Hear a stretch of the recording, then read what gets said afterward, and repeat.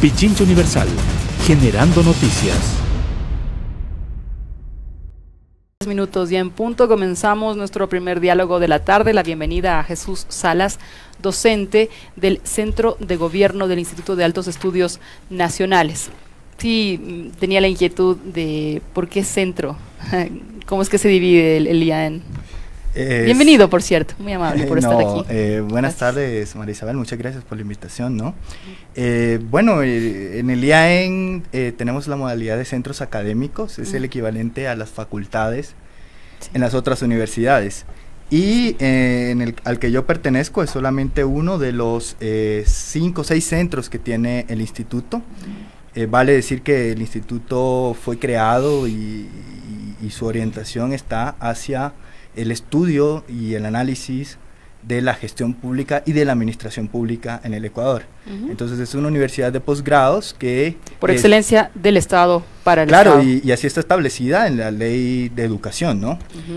Y se ofrecen programas de 4º nivel, es decir, especializaciones y maestrías, encaminadas a formar en una alta formación, valga la redundancia, a el sector público ecuatoriano. Ya, y en el caso del centro de gobierno es la administración pública directamente. Claro, el centro de gobierno se llama Centro de Gobierno y Administración Pública, es el nombre completo.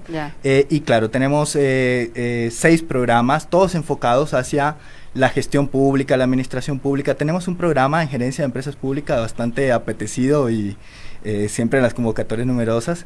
También tenemos otro programa en control gubernamental, que también es bien interesante, se hace en convenio con la Contraloría General del Estado.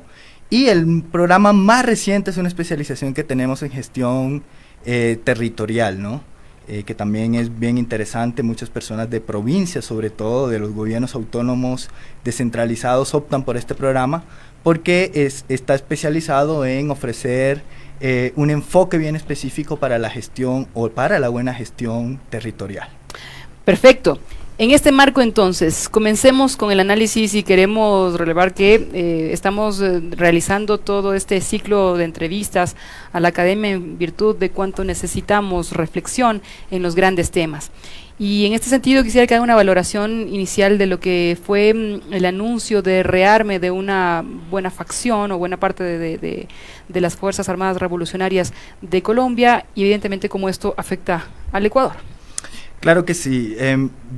Me gustaría en realidad, María Isabel, hacer una lectura un poco más bien desde las implicaciones sociales que puede tener esto, porque la lectura que siempre se hace más bien desde la geopolítica, lo que implica que una de las guerrillas más antiguas del continente, con un pie de fuerza bastante importante, se rearme y en realidad no es toda la guerrilla, es una facción disidente de esa la guerrilla, pero siempre está latente que se sigue usando el nombre FARC. Pero además también se hace una lectura más bien desde la seguridad y desde lo que implica en términos militares, ¿no? Entonces, la lectura social casi nunca se aborda y no se tiene en cuenta que detrás de esto hay un fenómeno que afecta directamente al Ecuador y que tiene que ver con la migración masiva de refugiados colombianos que salen evidentemente huyendo de los terrores de la guerra. En cifras, por ejemplo, hablan de unos 57.000 colombianos aproximadamente en condición de refugio, de los 120.000 colombianos que vivimos en el Ecuador, ¿no? Entonces ese es un dato bien significativo. Si tenemos en cuenta que la población de Ecuador es de 16 millones de habitantes, nos estamos hablando de casi medio millón de refugiados colombianos, muchos de ellos retornaron justamente con esta esperanza de que el acuerdo de paz acabara definitivamente con el conflicto. Y bueno, y la pregunta que hay de fondo es ¿qué va a pasar con muchas de esas personas que regresaron? Y si este rearme y nuevos visos de guerra va a traer nuevamente población refugiada hacia el Ecuador. Incluso a fines de los 90, principios de los 2000, la población que estuvo en el Ecuador desde Colombia es de 250.000 personas que llegaron a movilizarse por efectos del conflicto. Nos cuenta que luego retornaron, por lo menos en este caso, unos 100.000 personas. Claro, digamos que no hay una cifra exacta porque, y esto sucede muchas veces en estas situaciones fronterizas, son muy porosas. La que sí hay una cifra exacta, y esta cifra la consolida la CODES, es de 57.000 aproximadamente que tienen el estatus de refugiados, es decir, que tienen asilo en el Ecuador por condiciones de desplazamiento forzoso de su lugar de origen, ¿cierto? Claro, sí hay algunas cifras no oficiales de personas que regresaron a Colombia, en parte porque se presentaba una nueva situación de mayor tranquilidad, sobre todo en la zona rural. Muchas de estas personas salen de zonas rurales, en otra porque dentro de las medidas de reparación para las víctimas, resultaba para muchas personas mucho más fácil hacer el trámite en Colombia, donde tienes la presencia de todas las instituciones en el territorio, ¿no? A diferencia de hacerlo a través del canal oficial, en este caso diplomático, que sería el consulado. Entonces muchas personas sí optaron por volver. Tengo casos de personas que he conocido muy cercanas que tuvieron que emigrar al Ecuador forzosamente, que regresaron, y claro, la pregunta que nos hacemos es, bueno, sabemos que la situación fronteriza en temas de seguridad es bastante peligrosa. Esto supone también el rearme, supone también un fortalecimiento de las bandas criminales y sobre todo del narcotráfico en la zona de frontera, pero también es cierto que hay una situación que tiene que ver justamente con el refugio y con el Ecuador como el principal país de destino de las personas que salen huyendo de los temores de la guerra en Colombia. Ahora, como colombiano, ¿cómo puede caracterizar este conflicto que va más allá de las 5 décadas? Fíjate que cuando uno mira en términos, y estoy hablando desde mi campo disciplinar, que es la sociología, desde mi zona de confort, cuando uno analiza el conflicto colombiano es bien complejo, porque normalmente, si uno lo quiere simplificar, habla de una serie de grupos subversivos que por allá a finales de la década de los 50, pero sobre todo en los 60, se arman, ¿sí? Se alzan en armas en contra del Estado, ¿sí? Y nace así las guerrillas, en este caso la FARC, por ejemplo, de corte más bien leninista, marxista-leninista. Originalmente, y bueno, ya fuente ideológica. Exacta, ideológica y también en su forma de organización política, ¿no? Al interno de la guerrilla. Y simplemente son un grupo de terroristas que empiezan a atemorizar a la población, ¿cierto?, en contra del Estado, y esto afecta directamente a los países fronterizos porque son zonas de tránsito y de trance, ¿no? Y en el Ecuador creo que hay un ejemplo muy emblemático con el bombardeo que hubo en Sucumbíos, ¿no? Sí. Pero ¿cuándo es que empieza ya a desdibujarse la frontera con el narcotráfico que precisamente permeó mucho de lo que fueron los grupos irregulares? Y esto tiene que ver mucho sobre todo con el auge del narcotráfico a finales de la década de los 70 y sobre todo en la década de los 80, que es la década de los grandes carteles, ¿no? Y luego en la década de los 90, cuando empiezan a desaparecer estos grandes carteles, empiezan a migrar a una figura más de micro carteles, ¿cierto? Y empiezan a encontrar en estos grupos armados irregulares, hay que decirlo así, ¿no? Un aliado estratégico para tener control en el territorio. Y ahí es donde se complica un poco el entendimiento del conflicto armado colombiano, en el territorio. Porque uno va a Bogotá, y Bogotá evidentemente es una ciudad central, donde están todas las fuerzas institucionales, donde es casi una burbujita con sus problemáticas propias de una ciudad grande, pero en la ruralidad es otra cosa. En la ruralidad es otra cosa. Y si usted, por ejemplo, analiza el discurso de estos videos que han salido estas 2 últimas semanas, 3 van en total, los videos apuntan justamente a la justicia social. Nos alzamos en arma porque no nos funcionó la vía institucional para lograr de alguna u otra manera un orden social justo. Y le achacan esa responsabilidad a una clase social en particular, que es la oligarquía. Es un discurso antioligárquico, ¿sí? Y es un discurso que tiene como fin también cuestionar a los grandes terratenientes. Entonces dicen, en el campo la situación es otra. En el campo no tienes la presencia institucional que tienes en las grandes ciudades. En el campo se manejan otras lógicas clientelares, ¿cierto? Y en el campo hay una serie de inconformidad social que no está siendo atendida por el Estado. Y ahí es donde se complica un poco el entendimiento del conflicto, porque en muchos lugares, y esto sin llegar a decir que estoy hablando a favor del conflicto armado como tal, en muchos lugares sí se evidencia que hay una ausencia institucional muy fuerte y enorme por parte del Estado. Esa ausencia en muchos casos se ve manifestada en la falta de pie de fuerza, y eso, claro, ocasiona que muchos de estos grupos armados, ilegales, disidentes, tengan control sobre el territorio, control sobre toda la producción, ¿cierto? Y que es básicamente producción de coca. Ya, justamente. ¿Cuánto asidero tiene este discurso del rearme, por lo menos de una facción, lo decía el analista Adrián Bonilla, el doctor Adrián Bonilla? No son todas las Fuerzas Armadas Revolucionarias de Colombia las que lo han anunciado. Digo, ¿qué asidero puede encontrar en los distintos grupos sociales con este corte más bien ideológico, reclamando justicia social, cuando estamos en medio de elecciones seccionales, ¿verdad? Estamos, Colombia, claro, estamos en elecciones locales, que acá le llamamos seccionales, sí, también, pero que quizá no toda la gente conoce, pero dentro de este proceso de paz, las FARC llegaron a constituirse en un movimiento político. Claro, de hecho se llaman Fuerza Alternativa Revolucionaria de Colombia. Es bien importante que apuntes esto de que, claro, es una facción, claro, que es importante porque son los grandes cabecillas que hasta hace un par de semanas entraban al Congreso de la República en calidad de altos dignatarios. Claro, no son cualquiera. Y claro, no son cualquiera. Menores, de menor rango, digamos. Y eso es lo que llama la atención, ¿no? Eso es lo que preocupa realmente, ¿no? Y si uno lee y analiza esos videos, el discurso sobre todo de esos videos con mucho cuidado, se da cuenta de que estos señores aprendieron mucho, no poco, mucho, en su tránsito por la vida civil, ¿no?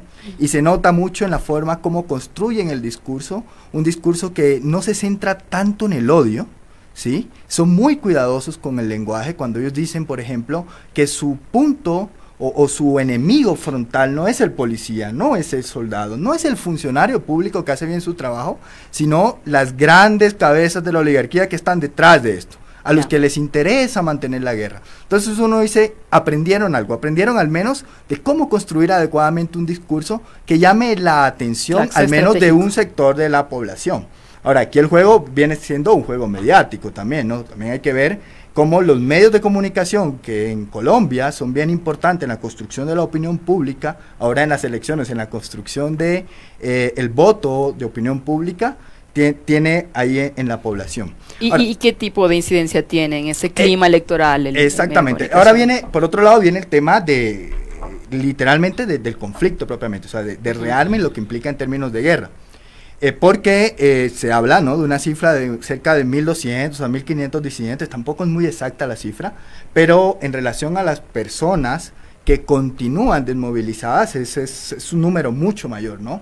Y esto tiene que ver luego con, bueno, ¿cuál es el pie de fuerza real que tienen estas personas? Ya no estamos hablando de una guerrilla de 7.000, 8.000 hombres, sino una guerrilla de aproximadamente 1.200, 1.500. Menos, sí, claro. Sí. Claro, y muchos de ellos, claro, al estar en la disidencia, evidentemente hicieron alguna serie de pactos con estas bandas criminales. Entonces también cambia un poco la naturaleza del discurso, y hay que ver en la estructura orgánica cómo funciona, porque efectivamente una de las grandes ventajas que tuvo el gobierno colombiano para pactar con la FARC es que había un cuadro administrativo muy claro y una serie de instrucciones que bajaban desde ese cuadro administrativo, y con disidencias, como en todo grupo armado de este tipo, se cumplían las órdenes. Ahora hay que ver este grupo de disidentes qué tanto caso o qué tan en cuenta tienen las instrucciones de estas cabecillas que se vuelven a alzar en arma. Esa es digamos, la gran incertidumbre en este momento. ¿Cuál es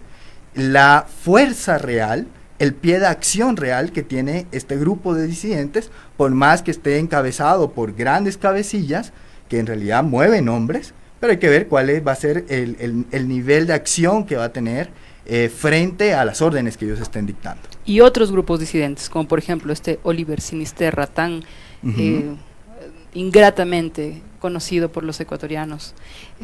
¿Qué va a pasar con esto? Son como 10 grupos irregulares delincuenciales que están en la frontera con el Ecuador. Claro, ahí el reto para Ecuador viene porque en realidad la gran preocupación de este lado de la frontera es el tema del narcotráfico, porque, y esto ya hay muchos datos, estudios, cifras, ¿no?, que muestran que una de las vías de paso del narcotráfico, sobre todo el tráfico de cocaína y de drogas, es a través del Ecuador, sí, por la costa ecuatoriana, por Esmeralda es un camino, el otro obviamente siempre por la zona de Sucumbíos, toda esta zona de Orellana, ¿no? Más hacia la Amazonía, y de ahí brinca o a Asia o a Norteamérica, ¿no? Entonces, ese es el primer punto. ¿Qué significa entonces que estos grupos ilegales, bandas criminales, tengan el apoyo de una u otra manera de estos grupos disidentes de la FARC? Siempre va a ser esa la incertidumbre, claro, y la preocupación. Uno, y dos, que también durante mucho tiempo, esto no solamente en la frontera con Ecuador, pasa en la frontera con Brasil, pasaba en la frontera con Venezuela, sigue sucediendo en la frontera con Venezuela, que son zonas de tránsito, ¿no? En la que muchas veces se buscan refugio, no estoy hablando de los refugiados migrantes forzados, sino de estos grupos armados que buscan refugio, huyendo, por ejemplo, de los combates, se recuperan y vuelve y cruza la frontera. Entonces, esa es la doble preocupación que hay, sobre todo con el caso de Ecuador, especialmente porque la zona de influencia de la FARC es mucho más cercano al territorio ecuatoriano, que es diferente a la del ELN, que tiene un núcleo más fuerte en la zona norte militando con Venezuela. Aunque también se llegó a insinuar que se ha tenido conversaciones con el ELN para el RAM. Sí, eso es lo que plantean. Ahora, el ELN es otra realidad completamente distinta. El ELN funciona en un aparataje de células, en donde, digamos, el cuadro administrativo no es tan claro, ni las órdenes se cumplen tan claramente. Luego, más allá de pactar con todo el ELN, diríamos que estaría pactando con una serie de células del ELN, con algunos frentes del ELN, y hay que ver ahí porque ahí también hay un tema de fondo que es el control del territorio. Si seguramente estos grupos vuelven al territorio, y vuelven al territorio a buscar control, un control que han perdido, en parte porque ha pasado o a manos de las bandas criminales, en algunos ha estado el ELN, disidencias de algunos grupos guerrilleros antiguos, por ejemplo ahora hay una banda que llaman Los Pelusos, que son residuos del EPL también, y algunos obviamente han pasado también a manos del Estado y del pie de fuerza militar colombiano, ¿no? Impresionante. Ahora, justamente lo que hablábamos en nuestro cordón fronterizo, ¿no? El anuncio de esta facción de las FARC sobre el retorno a la lucha armada genera preocupación entre los pobladores de la frontera norte, particularmente en Mataje, Esmeraldas, sí, en General Farfán, en Sucumbíos, porque exista incremento de la violencia. ¿Se podría hablar de este tipo de expectativa en lo real? Claro, y la preocupación siempre va a estar latente porque, vuelvo, insisto, aunque la gran duda es qué tanta pie de fuerza pueden llegar a tener estos 7, 8 cabecillas que se desmovilizaron, siempre va a estar la preocupación porque son territorios o fueron territorios históricamente dominados por la FARC.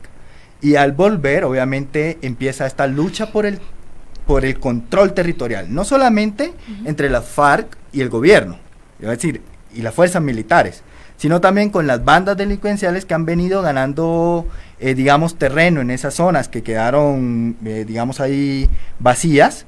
Y, claro, lo que se espera, evidentemente, es un recrudecimiento de las acciones militares en la zona. Y eso evidentemente va a preocupar sobre todo a la población civil de este lado de la frontera, que ha tenido que librar el conflicto de manera visceral, ¿no? Ya, pero son miedos que obviamente tendrán su asidero en otras experiencias del pasado. Es evidentemente, sí. Es decir, si uno va a la zona de Esmeraldas, si uno va a San Lorenzo, uno vive el temor en la gente, uno lo ve en sus ojos, uno ve la preocupación, que es una preocupación que igual se ve en muchas zonas de Colombia. Llegar a uno de estos territorios siempre genera incertidumbre, expectativa, y de dónde salió, y para qué viene acá, ¿no? Y claro, eso está fundado en toda la historia de violencia que han tenido que vivir. Hasta hace un año nomás estábamos preocupados también con el tema de Huacho, y de las bombas y de las masacres y los secuestros que ocurrieron en esa zona. Terrible. Entonces, luego ahora la preocupación es, bueno, son 7 cabecillas que se desmovilizan, 7, 8, y bueno, ¿qué va a pasar acá? Si es que había un ligero aire de paz, no es precisamente porque haya bajado la intensidad de la presencia de estas bandas o de estos delincuentes en la zona, para nada. Lo que pasa es que seguramente habrá bajado la intensidad de la guerra con la que ellos tratan de dominar el territorio. Perfecto. No se olvide que estamos siendo retransmitidos permanentemente a través de Facebook y de YouTube. Estamos en Twitter, mi querida Karina Vivanco, la autora de que salga muy bien todo esto en lo audiovisual. Un abrazo para ella. Y a través de este canal estamos en contacto con nuestros amigos y amigas oyentes, así que un abrazo para Vicente Castillo, que nos escucha desde Loja, y él nos plantea lo siguiente: ¿no cree que por el incumplimiento de la palabra del gobierno, en este caso de Iván Duque, estos grupos volvieron a las armas? Ellos cumplieron entregando sus armas, pero claro, precisamente manifestó este señor Márquez que se había incumplido todo lo que se generó en La Habana, por ejemplo. Tampoco es tan del todo cierto que se incumplió todo. Algunas cosas han ido lento, eso sí, a partir de la posición del nuevo gobierno, especialmente lo que tiene que ver con la justicia transicional y la serie de cuestionamientos que se han hecho justamente a este proceso de justicia transicional. Por ejemplo, las matanzas de líderes campesinos. Y es uno de los argumentos que utilizan, que eso no lo puede esconder el gobierno. El mismo gobierno también ha salido a mostrar su preocupación. Hay un antecedente en la Unión Patriótica que ellos mencionan en el video. Dicen, antes ya mataron a todo un partido político de exguerrilleros que se movilizaron confiando en el Estado, nosotros no vamos a esperar eso. Ahora, esa es una variable que influye mucho, ¿no? Que influye un montón en el discurso. Ahora, en el discurso, claro. Ahora, recordemos que, por ejemplo, uno de los disidentes, que es Jesús Santrich, que estaba pedido o está pedido en extradición por Estados Unidos, recibió un espaldarazo por parte de la justicia transicional diciéndole no hay prueba suficiente ni evidencia suficiente para ser extraditado. Estuvo incluso en la cárcel un tiempo, salió libre y ahora forma parte de la disidencia. Es la desconfianza que hay en todo proceso de paz en el mundo, por parte y parte. ¿Cuál es la desconfianza del gobierno? Que estos personajes sigan delinquiendo desde su posición, digamos, privilegiadas de honorables congresistas. Y la preocupación de la otra parte es que se cumplan adecuadamente los acuerdos, y lo que están viendo es que van más bien lento, que cada vez hay mayores cuestionamientos, pero digamos que es una de las muchas variables que influyen. Ahora, la pregunta que todo el mundo se hace, y digo todo el mundo, es la opinión pública se hace, la gente del común es, bueno, y se habían entregado las armas, ¿cómo es que aparecen en los videos armados? Con armas. Y eso, claro, genera la desconfianza por parte del gobierno. Es decir, bueno, fíjense, si yo quiero construir mi discurso, a partir de ahí, digo, ahí está el video, no entregaron todas las armas. Bueno, las armas se consiguen, a la final... Claro, pero no son cualquier tipo de armas, no son armas de alto alcance, ¿no? También, o sea, cualquiera dice, y bueno... Pero la entrega de armas no es algo simbólico, es decir, no las voy a usar.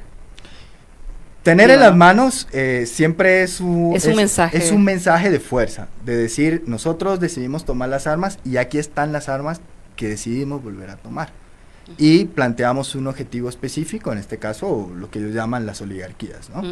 Y por otro lado está el gobierno diciendo no vamos a dejar que se replieguen, ahí están las armas, significa que ellos también han incumplido parte del acuerdo, no solamente responsabilidad del gobierno, pero más allá de eso también es importante apuntar que no toda la FARC volvió a tomar las armas.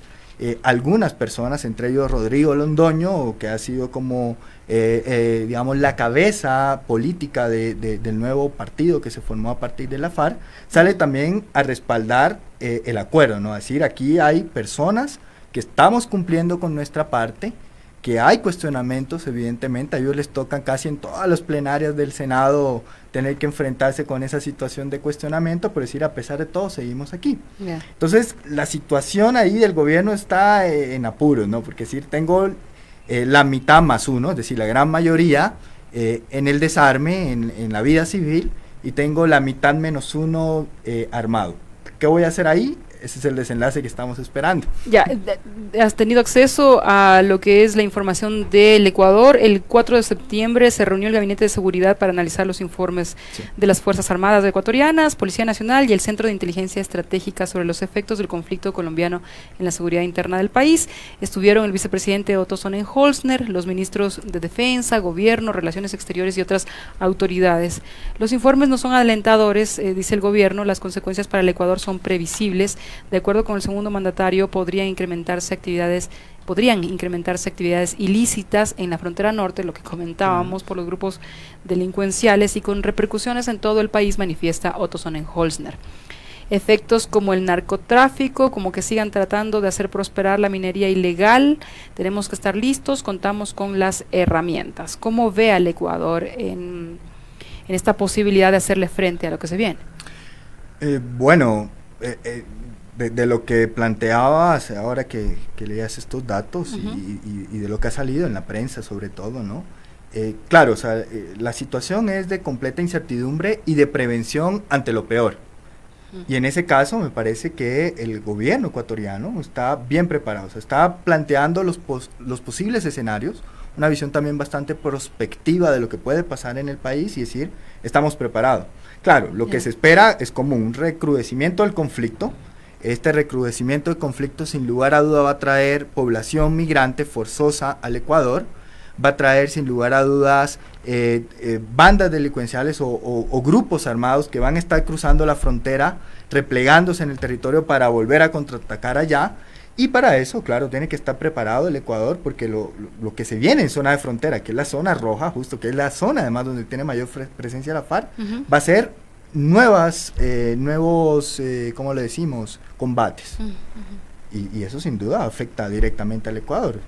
Bueno, esperamos entonces la respuesta también de los organismos del caso, las Fuerzas Armadas sobre todo, que son las que deberían estar precisamente protegiendo. Es una soberanía. situación de prevención total y lo que apunta, ¿no? Es un tema también de proteger la soberanía.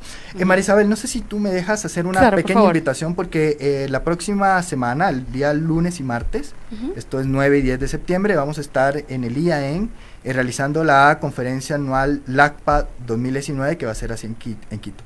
LACPA es el Grupo Latinoamericano para la Administración Pública y es parte de una organización más grande que es el Instituto Internacional de Ciencias Administrativas, y este año han escogido a el Ecuador y justamente al Instituto de Altos Estudios Nacionales como la sede para realizar este evento. Es un evento que, si bien es cerrado, si no es abierto al público, es bien importante porque allí se debaten, entre otras cosas, propuestas de política pública y de solución a partir de la administración pública para problemas relacionados con las migraciones, con el análisis comparado de las políticas en América Latina, la innovación para la gestión pública.